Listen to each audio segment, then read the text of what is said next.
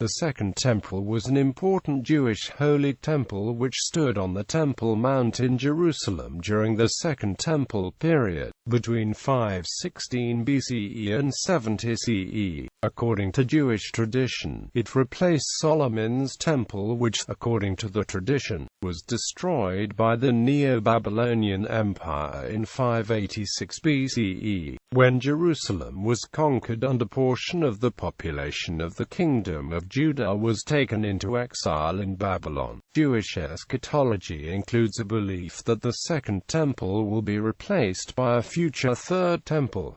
Biblical narrative. The accession of Cyrus the Great of the Persian Empire in 559 BCE made the re-establishment of the city of Jerusalem and the rebuilding of the temple possible. According to the Bible, when the Jewish exiles returned to Jerusalem following a decree from Cyrus the Great, construction started at the original site of Solomon's temple, which had remained a devastated heap during the approximately 70 years of captivity. After a relatively brief halt due to opposition from peoples who had filled the vacuum during the Jewish captivity, work resumed c. 521 BCE under Darius the Great and was completed during the 6th year of his reign, with the temple dedication taking place the following year. The events take place in the second half of the 5th century BCE. Listed together with the Book of Ezra as Ezra-Nehemiah, it represents the final chapter in the historical narrative of the Hebrew Bible. The original core of the book, the first-person memoir, may have been combined with the core of the Book of Ezra around 400 BCE. Further editing probably continued into the Hellenistic era. The book tells how Nehemiah, at the court of the king in Susa, is informed that Jerusalem is without walls and resolves to restore them. The king appoints him as governor of Yehud Medinata and he travels to Jerusalem. There he rebuilds the walls, despite the opposition of Israel's enemies, and reforms the community in conformity with the law of Moses.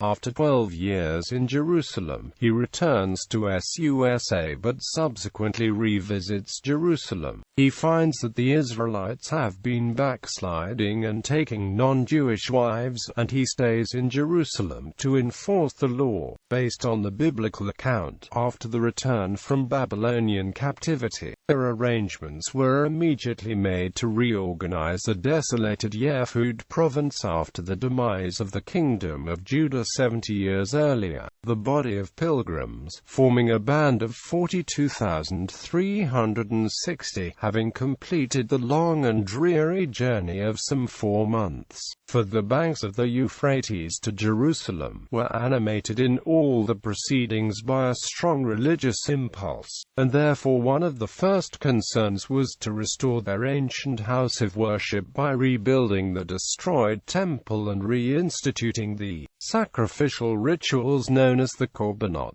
On the invitation of Zerubbabel, the governor, who showed them a remarkable example of liberality by contributing personally 1,000 golden darics, besides other gifts, the people poured their gifts into the sacred treasury with great enthusiasm. First, they erected and dedicated the altar of God on the exact spot where it had formerly stood, and they then cleared away the charred heaps of debris which occupied the site of the old temple, and in the 2nd month of the 2nd year, amid great public excitement and rejoicing, the foundations of the Second Temple were laid. A wide interest was felt in this great movement, although it was regarded with mixed feelings by the spectators. The Samaritans made proposals for cooperation in the work. Zerubbabel and the elders, however, declined all such cooperation, feeling that the Jews must build the temple without help. Immediately evil reports were spread regarding the Jews. According to Ezra chapter 4 verse 5, the Samaritans sought to frustrate the purpose and sent messengers to Ecbatana and Susa, with the result that the work was suspended. 7 years later, Cyrus the Great, who allowed the Jews Jews to return to the homeland and rebuild the temple, died, and was succeeded by his son Cambyses. On his death, the false murderers, an impostor, occupied the throne for some 7 or 8 months, and then Darius I of Persia became king. In the second year of this monarch, the work of rebuilding the temple was resumed and carried forward to its completion. Under the stimulus of the earnest counsels and admonitions of the prophets Haggai and Zechariah, it was ready for consecration in the spring of 516 BCE, more than 20 years after the return from captivity. The temple was completed on the 3rd day of the month Adar, in the 6th year of the reign of King Darius, amid great rejoicings on the part of all the people, although it was evident that the Jews were no longer an independent people, but were subject to a foreign power. The book of Haggai includes a prediction that the glory of the Second Temple would be greater than that of the first, since some of the original artifacts were, according to the biblical account, lost after the destruction of the First Temple. The Second Temple lacked the following holy articles: the Ark of the Covenant containing the tablets of stone, before which were placed the pot of manna and Aaron's rod, the Urim and Thummim, the holy oil, the sacred fire. In the Second Temple, the Kodesh HaKodeshim was separated by curtains rather than a wall as in the First Temple. Still, as in the Tabernacle, the Second Temple included the menorah for the Hekal, the table of showbread, the golden altar of incense, with golden censers. According to the Mishnah, the foundation stone stood where the ark used to be, and the high priest put his censer on it on Yom Kippur. The Second Temple also included many of the original vessels of gold that had been taken by the Babylonians but restored by Cyrus the Great. According to the Babylonian Talmud, however, the temple lacked the Shekinah, the dwelling or settling divine presence of God, and the Ruach HaKodesh, the Spirit of holiness, present in the first rededication by the Maccabees. Following the conquest of Judea by Alexander the Great, it became part of the Ptolemaic kingdom of Egypt until 200 BCE, when King Antiochus III the Great of Syria defeated King Ptolemy V Epiphanes of Egypt at the Battle of Panion. Judea became at that moment part of the Seleucid Empire of Syria. When the Second Temple in Jerusalem was looted and its religious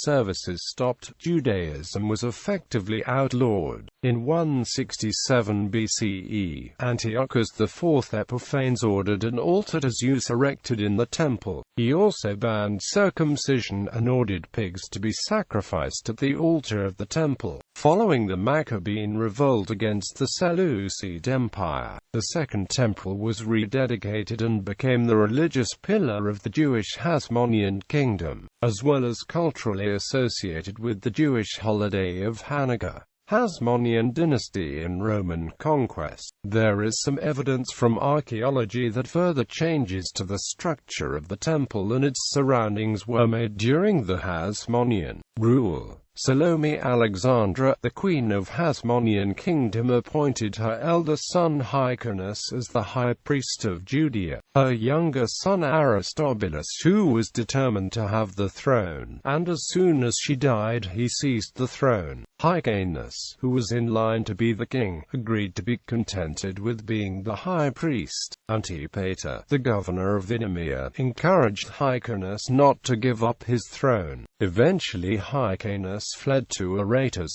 III, king of the Nabateans, and returned with an army to take back the throne. He defeated Aristobulus and besieged Jerusalem. The Roman general Pompey, who was in Syria fighting against the Armenians in the Third Mithridatic War, sent his lieutenant to investigate the conflict in Judea. Both Hyrcanus and Aristobulus appealed to him for support. Pompey was not diligent in making a decision about this, which caused Aristobulus to march off. He was pursued by Pompey and surrendered, but his followers closed Jerusalem to Pompey's forces. The Romans besieged and took the city in 63 BCE. The priests continued with the religious practices inside the temple during the siege. The temple was not looted or harmed by the Romans. Pompey himself, perhaps inadvertently, went into the Holy of Holies and the next day ordered the priests to repurify the temple and resume the religious practices.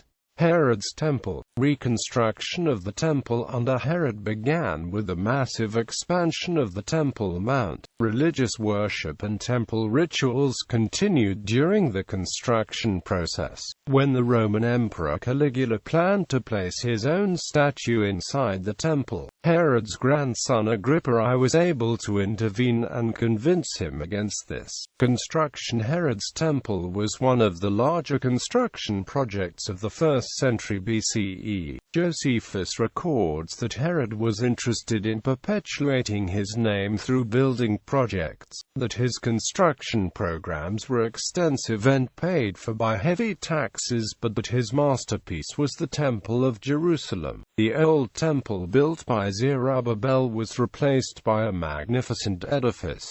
An agreement was made between Herod and the Jewish religious authorities. The sacrificial rituals, called offerings, were to be continued unabated for the entire time of construction, and the temple itself would be constructed by the priests. Later, the Exodus chapter 30 verse 13 sanctuary shekel was reinstituted to support the temple as the temple tax. Platform. Mount Moriah had a plateau at the northern end and steeply declined on the southern slope. It was Herod's plan that the entire mountain be turned into a giant square platform. The Temple Mount was originally intended to be 1,600 feet wide by 900 feet broad by 9 stories high, with walls up to 16 feet thick, but had never been finished.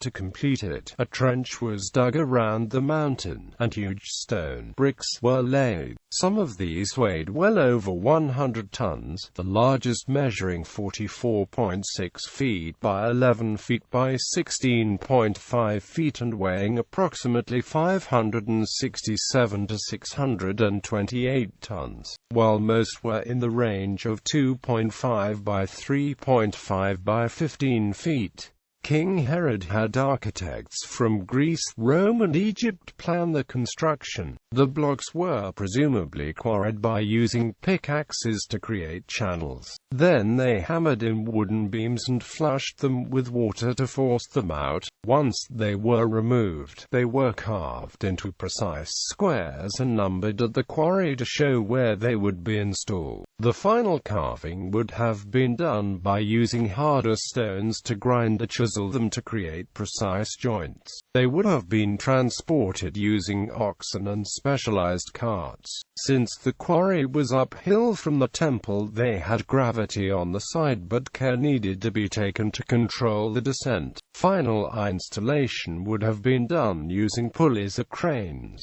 Roman pulleys and cranes weren't strong enough to lift the blocks alone, so they may have used multiple cranes and levers to position them. As the mountainside began to rise, the western side was carved away to a vertical wall and bricks were carved to create a virtual continuation of the brick face, which was continued for a while until the northern slope reached ground level. Part of the Antonian Hill to the north of Moriah was annexed to the complex, and the area between was filled up with landfill. The project began with the building of giant underground vaults upon which the temple would be built so it could be larger than the small flat area on top of Mount Moriah. Ground level at the time was at least 20 feet below the current level, as can be seen by walking the western wall tunnels. Legend has it that the construction of the entire complex lasted only 3 years, but other sources such as Josephus say that it took far longer, although the temple itself may have taken that long. During a Passover visit by Jesus, the Jews replied that it had been under construction for 46 years. It is possible that the complex was only a few years completed when the future Emperor Titus destroyed the temple in 70 CE.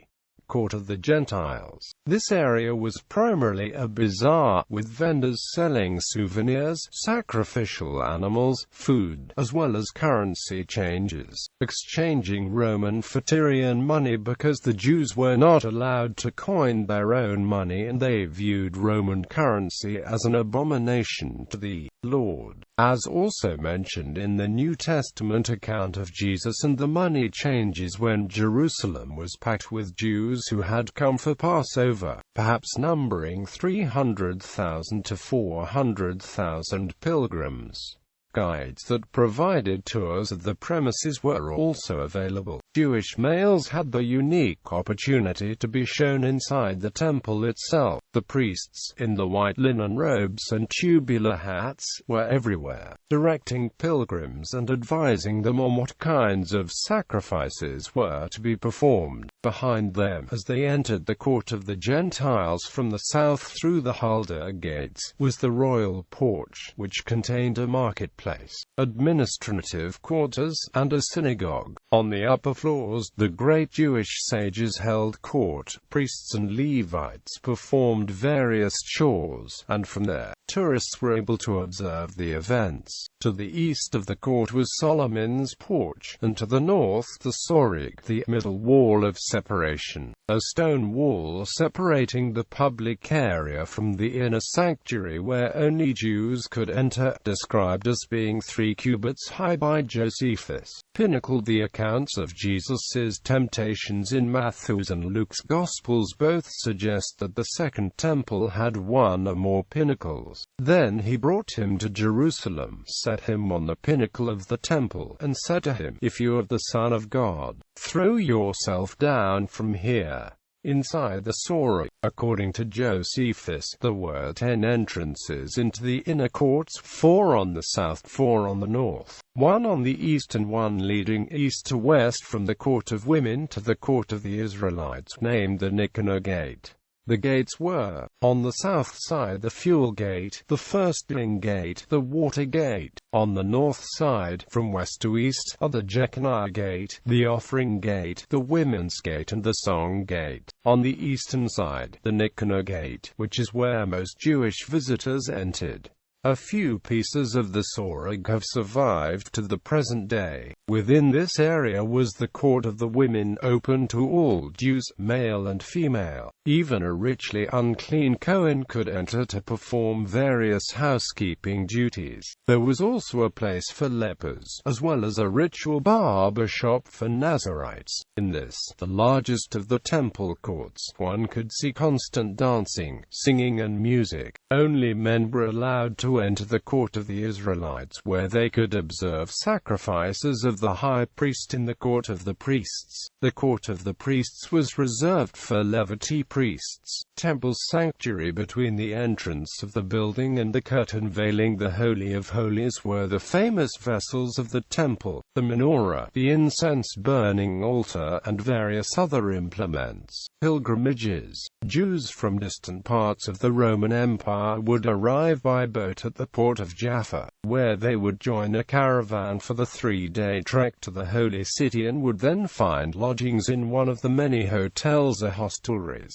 Then they changed some of the money from the profane standard Greek and Roman currency for Jewish and Tyrian money, the latter two considered religious. The pilgrims would purchase sacrificial animals, usually a pigeon or a lamb, in preparation for the following day's events. The first thing pilgrims would do would be to approach the public entrance on the south side of the Temple Mount complex. They would check their animals, then visit a mikveh, where they would ritually cleanse and purify themselves. The pilgrims would then retrieve the sacrificial animals and head to the Huldah gates. After ascending a staircase 3 stories in height and passing through the gate, the pilgrims would find themselves in the court of the Gentiles. Destruction. In 66 CE the Jewish population rebelled against the Roman Empire. 4 years later, in 70 CE, Roman legions under Titus retook and destroyed much of Jerusalem and the Second Temple. The Arch of Titus, located in Rome and built to commemorate Titus's victory in Judea, depicts a Roman victory procession with soldiers carrying spoils from the temple, including the menorah, which were used to fund the construction of the Colosseum. The sects of Judaism that had the base in the temple dwindled in importance, including the priesthood and the Sadducees. The destruction date according to the Hebrew calendar was the 9th of Av, also known as Tisha B'Av. The temple itself was located on the site of what today is the Dome of the Rock. The gates led out close to Alik USA Mosque. The spoils of the Second Temple were taken to Roman sculpture of the spoils appear on the Arch of Titus, according to an inscription on the Colosseum. Emperor Vespasian built the Colosseum with war spoils in 79 CE, possibly from the spoils of the Second Temple. Although Jews continued to inhabit the destroyed city, Emperor Hadrian established a new city called Aelia Capitolina. At the end of the Bar Kokhba revolt in 135 CE, many of the Jewish communities were massacred and Jews were banned from living inside Jerusalem. A pagan Roman temple was set up on the former site of Herod's temple. Archaeology. In 1871, a hewn stone measuring 60 by 90 centimeters, and engraved with Greek initials was discovered near a court on the Temple Mount in Jerusalem and identified by Charles Simon Clement Gano as being the temple warning inscription. The stone inscription outlined the prohibition extended unto those who were not of the Jewish nation to proceed beyond the wall separating the larger court of the Gentiles and the inner courts.